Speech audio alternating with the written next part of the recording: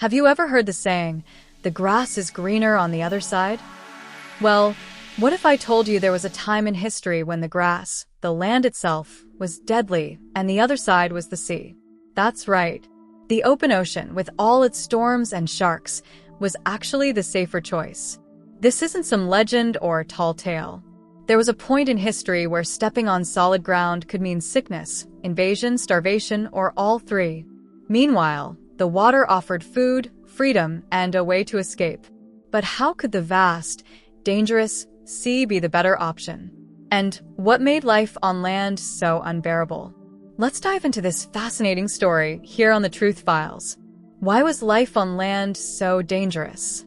Let's go back about 1,500 years to the early medieval period, what we often call the Dark Ages. Now, dark might seem dramatic, but trust me, it fits. Life back then was a non-stop survival game, and the odds? Not in your favor. If you think modern pandemics are bad, imagine the plague of Justinian. This deadly disease hit in the 6th century and killed tens of millions of people. Imagine living in a crowded town with no clean water, no medicine, and no clue what was making people sick. It was like playing a terrifying game of who's next. Then there were invaders.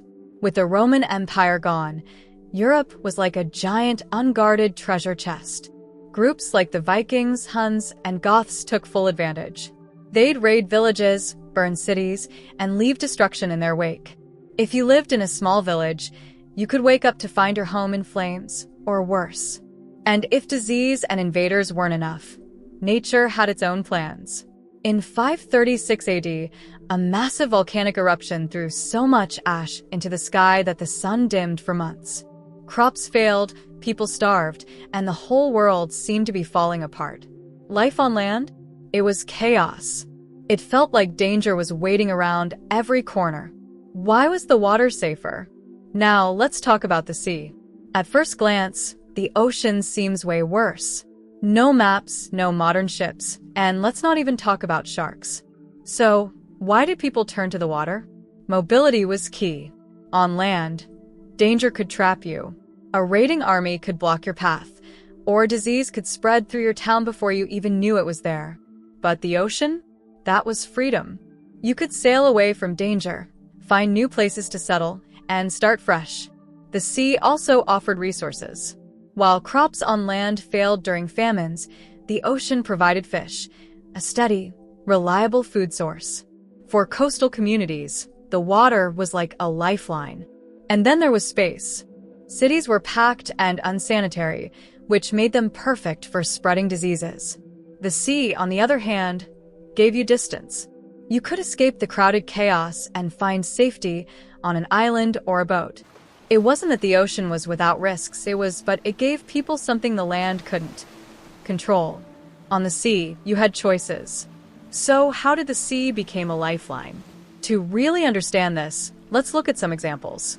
The Vikings are a great place to start. We think of them as raiders, but they were also expert sailors. They used the sea not just to invade, but to survive. Their longships could navigate rivers and oceans, giving them an escape route when resources ran low or enemies got too close. In Ireland, monks turned to the water to escape the chaos on the mainland. They built monasteries on remote islands like Skellig Michael, far away from raiders and disease.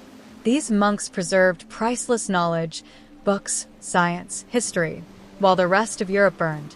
And then there was the Byzantine Empire. Their capital, Constantinople, was surrounded by water, and they used their navy to protect it. With ships and weapons like Greek fire, a medieval flamethrower, they could defend their city even when land-based armies tried to take it.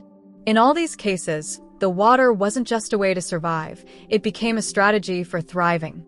Was life on the water easy? Before you start thinking life at sea was all smooth sailing, let's clear that up. The ocean was no vacation. Storms were brutal. Imagine being on a wooden boat with no radar to warn you of bad weather. One wrong move, and your ship could be splinters at the bottom of the sea. Piracy was a constant threat. Just like there were raiders on land, there were pirates on the water. If you crossed the wrong waters or carried valuable cargo, you were an easy target. And let's not forget the isolation.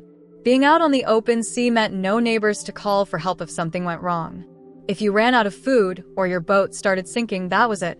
But here's the thing, even with all these risks, the water still gave people something land couldn't: hope. It was dangerous, but it wasn't hopeless. When did land become safer? So, when did the balance shift? When did people start feeling safer on land again? It took time, but by the late medieval period, things began to change. Farming improved. People figured out better ways to grow crops, even during tough weather. This reduced the constant threat of famine. Cities became stronger. As governments got more organized, they built better defenses to protect people from invaders. Walled cities became fortresses, and raiders had a harder time getting through.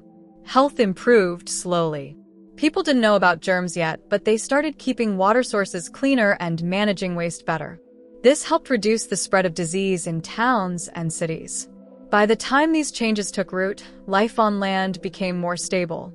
The sea was still important, but it was no longer the only safe option. Lessons from the past. So, what can we learn from this strange chapter in history? First, humans are survivors. When life on land fell apart, people didn't just give up, they adapted. They turned the ocean into an ally, even when it seemed like the scariest place to be. Second, innovation is key. The people who thrived during this time were the ones who figured out new ways to survive, whether it was building better ships or finding safer places to live. And finally, safety isn't permanent. What feels safe today might not be tomorrow. This story reminds us to stay flexible and prepared for change, because you never know when you might need to chart a new course. It's crazy to think about, isn't it?